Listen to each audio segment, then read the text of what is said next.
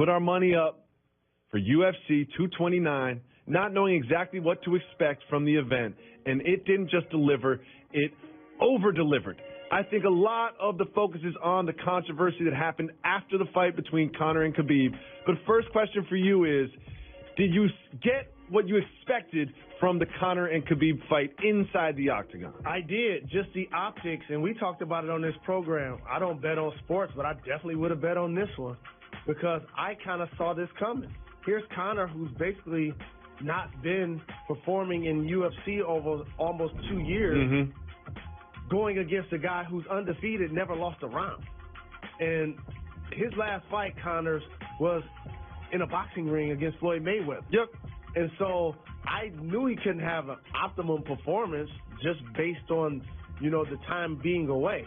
And being a terrific striker the way Conor is, Khabib did an amazing job of smothering him from the beginning. He really did. I mean, Khabib was in control the entire time, and Conor started out playing great defense against the wrestler. Like you could tell that he had studied for this, he had trained for this, he had practiced this, both mentally and physically. But as the fight wore on and Conor got tired, he just couldn't hold up anymore. But this is the one thing I appreciate about Conor. Like, he's self-made. The reason why we're talking about him is because he fought through turbulence. He found a way to turn himself into a fighter, turn his life around, and get a big payday versus Floyd Mayweather.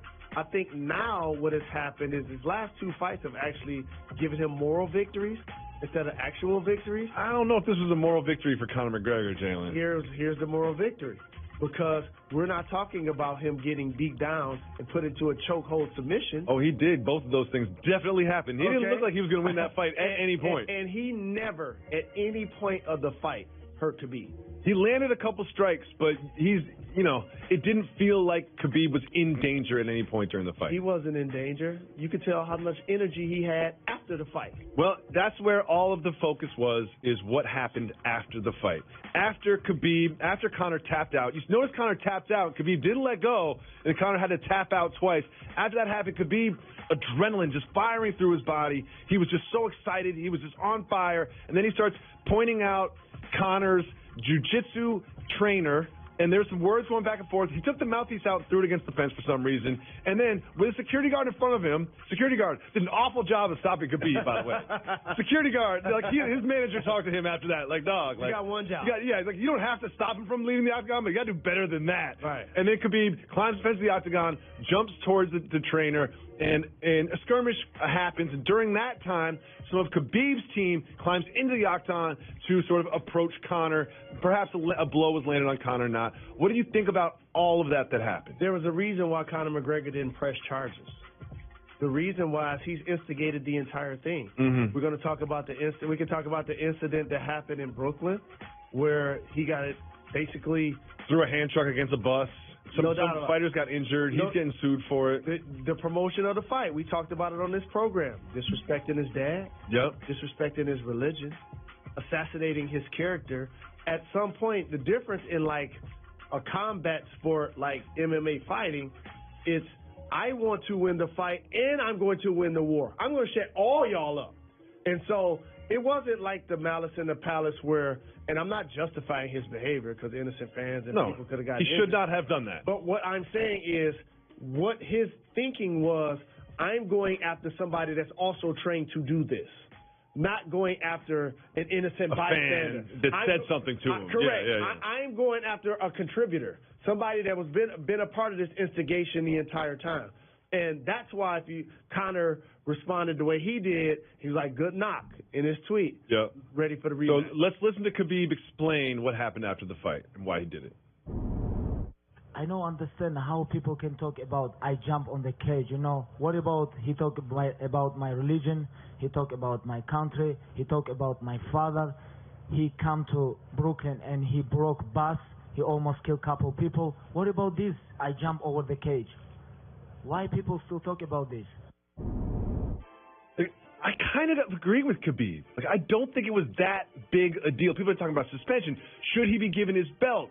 Should the championship be taken away from him? It's like, it's not malice in the palace. And also, there's a little bit of it that's kind of like an NBA fight. It's like there was so much security there that Dylan Dennis and him are not going to square up and like really exchange blows in that environment.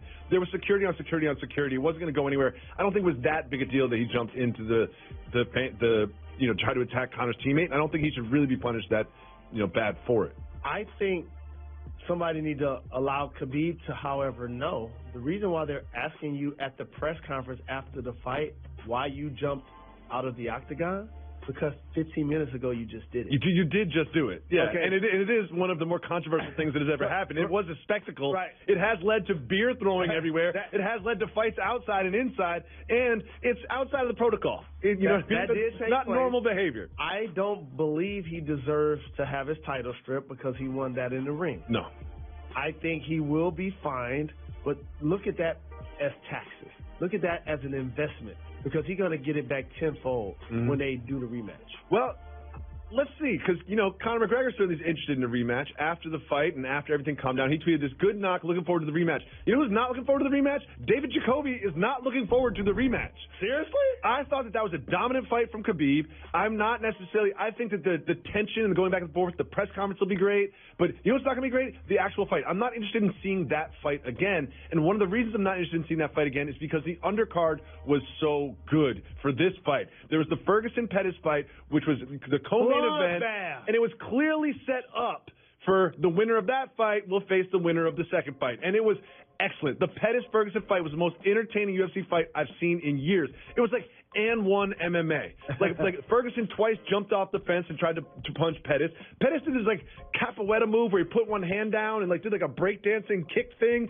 They were bleeding profusely from their heads, smiling throughout the whole thing. It was a show. I loved that fight so much. I loved it too.